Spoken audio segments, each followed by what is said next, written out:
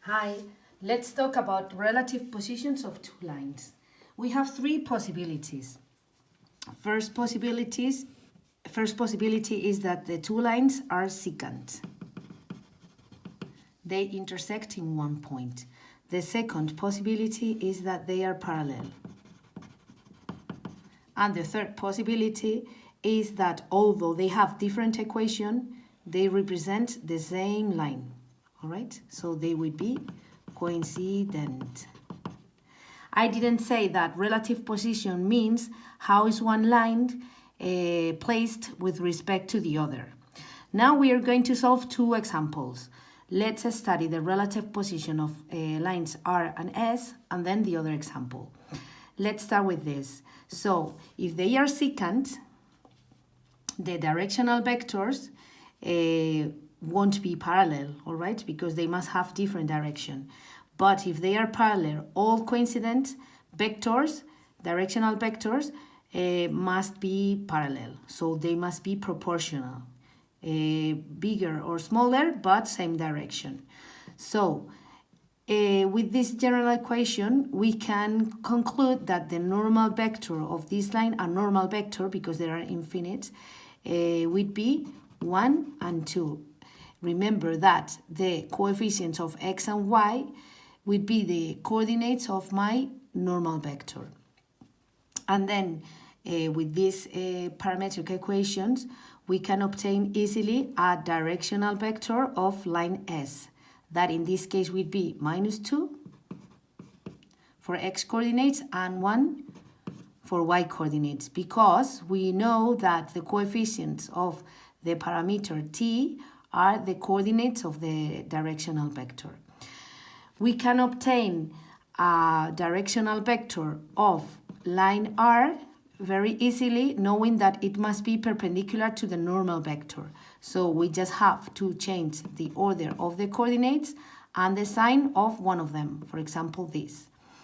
And you can observe that these two vectors are exactly the same but with opposite signs. One vector is the other multiplied by -1. So these lines must be either parallel or coincident. If they are parallel, they have no points in common, not at all. But if they are coincident, all the points are common to the line. In fact, they are the same line. So what we are going to do is that we can obtain out of these equations a point of line S, just taking as coordinates the independent terms of the equations. In this case, it would be 1 for x coordinates, and there is no independent term here, so it would be 0. Now we are going to check this point belongs to this line S, passes through point BS. So let's check if this point satisfies the equation of line R, just placing the coordinates here. So we would obtain 1 plus 2 times 0, 0, minus 3 equals 0. Since this is not true, lines must be parallel because this point doesn't satisfy the other equation. So in this case, these lines are parallel. Now let's study the other case.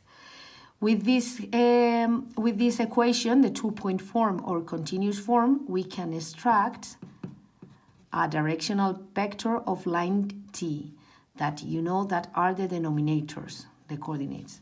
So it would be 2, 3. And this is a general equation. We can obtain a normal vector of line Q that will be 1, the coefficients, and -1. These vectors are not proportional because, for example, to obtain this coordinate out of this, I have to multiply by 2. If I multiply by 2 here, I don't obtain this coordinate. So, or another way, if I divide 2 by 1 and I divide 3 by -1, I don't obtain the same result. These vectors are not proportional, they are not parallel, they don't have the same direction, so these lines are secant. And with this explanation, I think you can have an idea and be really confident in this kind of problems. See you soon!